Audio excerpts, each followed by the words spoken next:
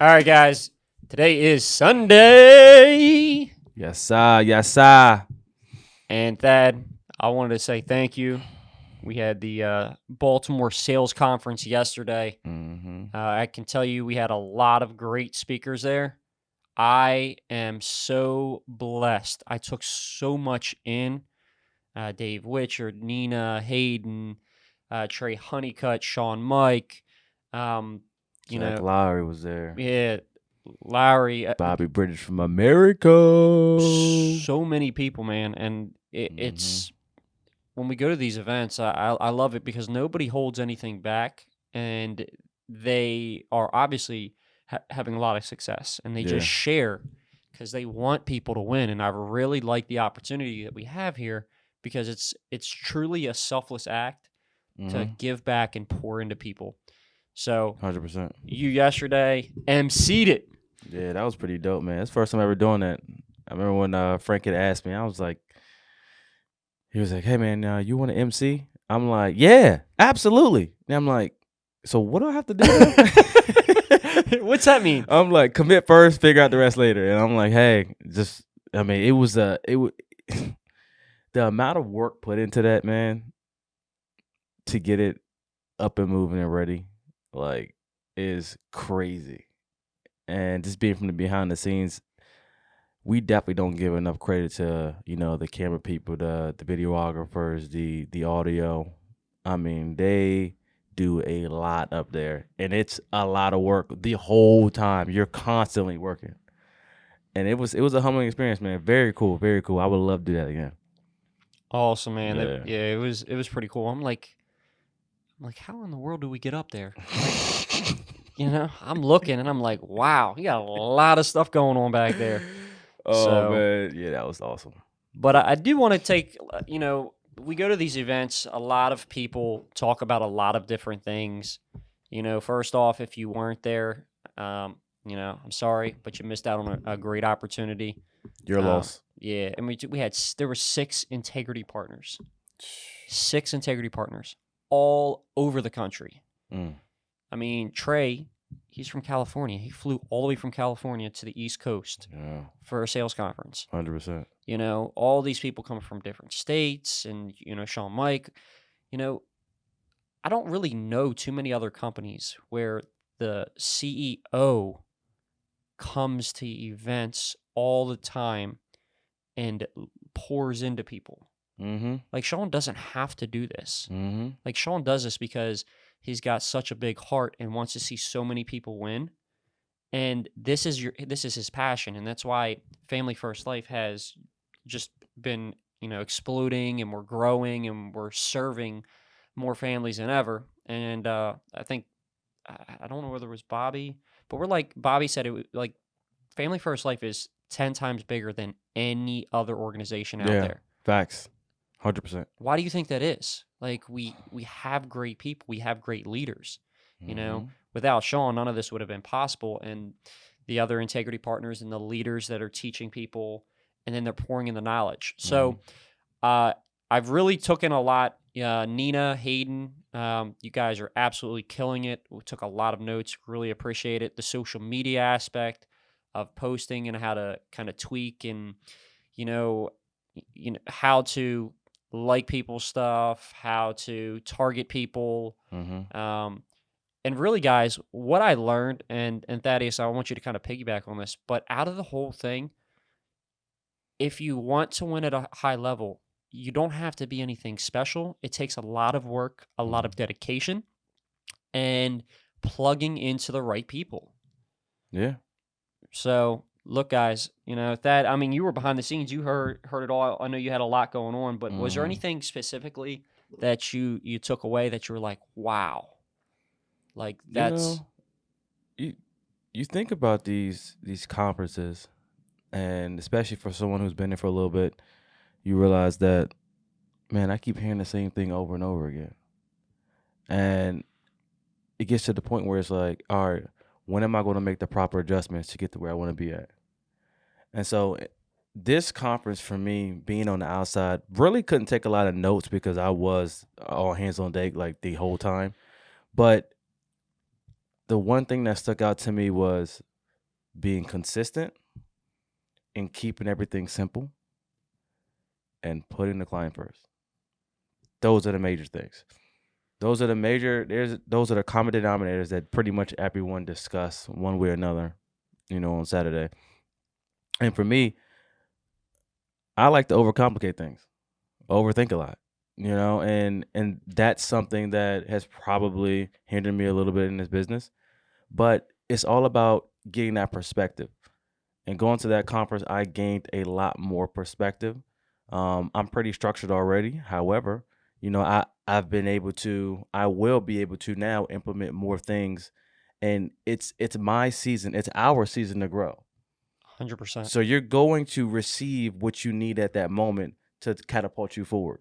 Everyone who stepped foot in that church yesterday, they're going to grow from this experience. Now, are they going to grow fast or slow? That's completely up to them. It's completely up to what it is that what did you want to get out of this when you sat in those chairs.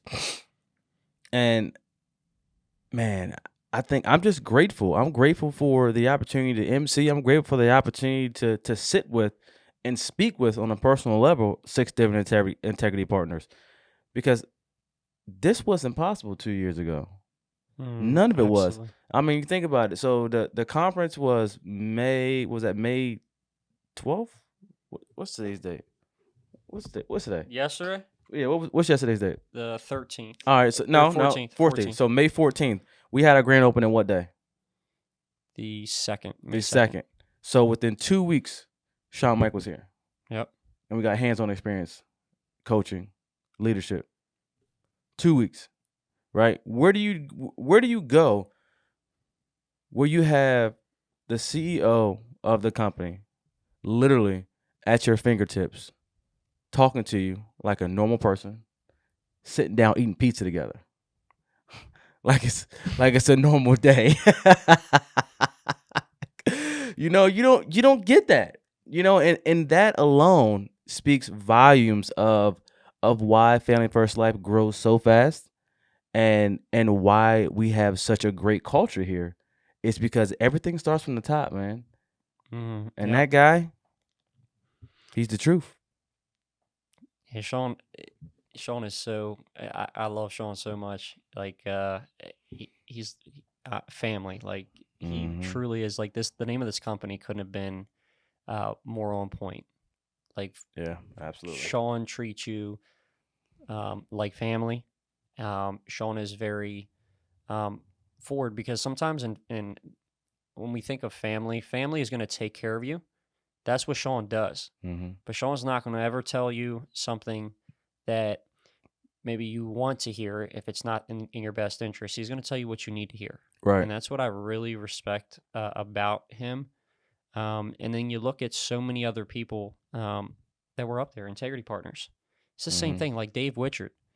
Like, I never really knew Dave. I talked to him a little bit last night, and the fact that, Dave was able to come in here and serve so many families at a high level, and now he's got a team and an army of men and women that are out there serving at a high level. Dave talked to me, and I was talking to him, and he pretty much was saying that he made the conscious decision to, hey, this is what I'm going to do. Okay, I have non-negotiables. He says, I got 5 non-negotiables. He said, and my 5 non-negotiables don't have to be the same as yours. Mm-hmm. But whatever you choose, and I think in business and life, you don't need to put something in place that you think everybody wants you to do. You need to put something in place that is obtainable. Okay. Now, I'm not saying it's not going to be it's going to be easy, but it's obtainable.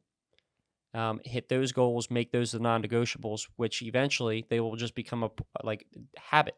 Right. Like habit, like anything else, it doesn't happen overnight. Yeah. It takes time to develop a habit.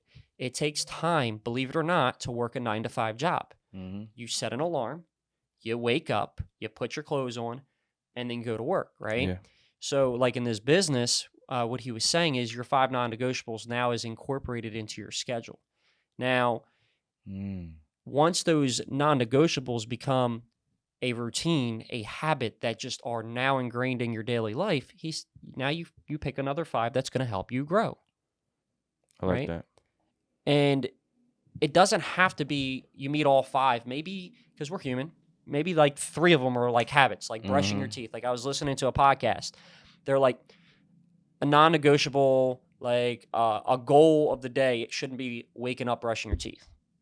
Why? Because it's already your habit. You're waking up, you're brushing your teeth, you're doing your hair. Like that's your part of your daily habit. Yeah. Like you don't even need to think about that. Like Right. literally you could be sleepwalking and doing it. But something that takes a conceited effort that you may be struggling with, may be unfamiliar with, if you get good at just repetition, which is the same thing that we do on the phones, right? We pick up the phones. The non-negotiable is Mondays and Thursdays. You and I, and most people that are probably listening to that, may or may not be okay getting into an office Monday and Thursday, 7 a.m., hopping on the phones at 7:30. See, if you're hopping on the phones at 8:30, you're not seeing the levels of success that you need to, then a non-negotiable can be as simple as, hey, instead of 8:30, 7:30 I'm picking up my phone and I'm making that first call. After 2 weeks, after it becomes a habit, guess what?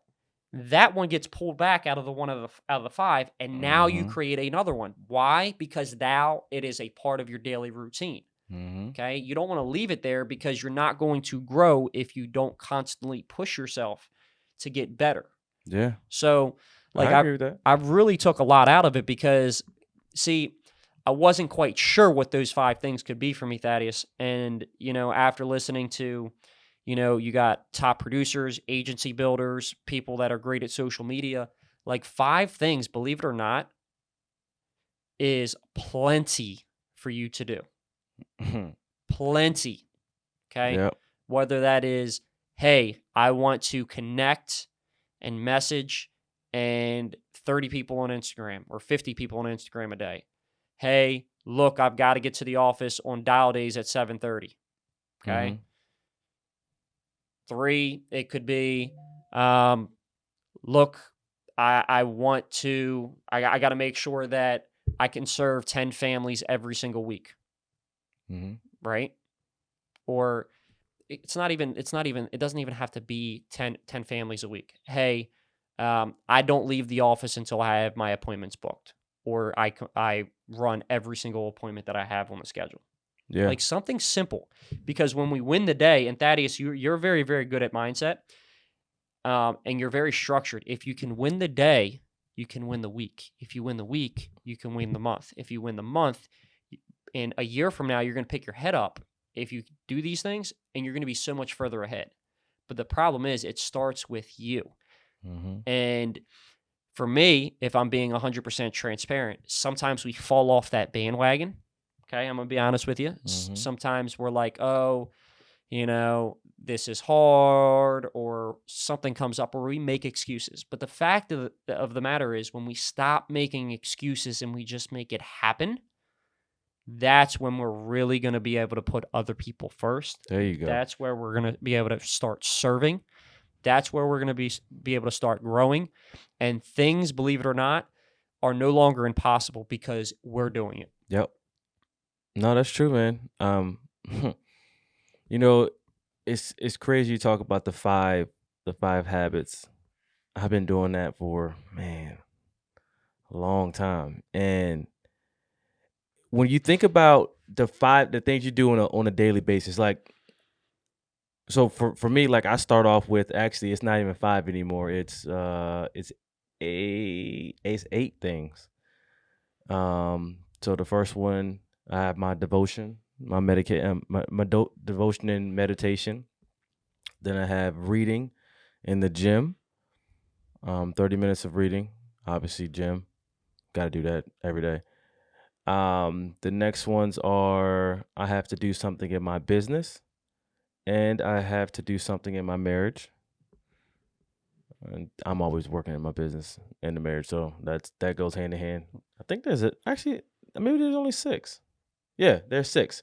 So those are the 5 things that I have to do every day. But then on top of the 5 things, I have a schedule. Now I don't choose 5, I actually do 3.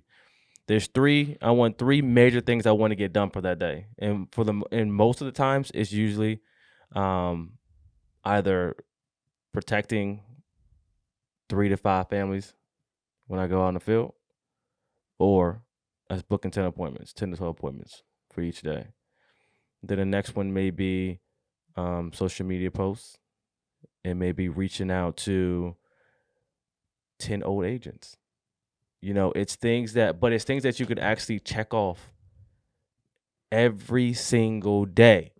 You check it off, and then what happens is you start to realize that, oh man, like that little bit, just that little extra person I text to see if they wanted to see if they needed some extra stream of income, or that extra person that I dialed to book my actual appointments. When you write it down on paper and you look at it, you're pretty much writing yourself making it very personal, intimate, like it has to get done.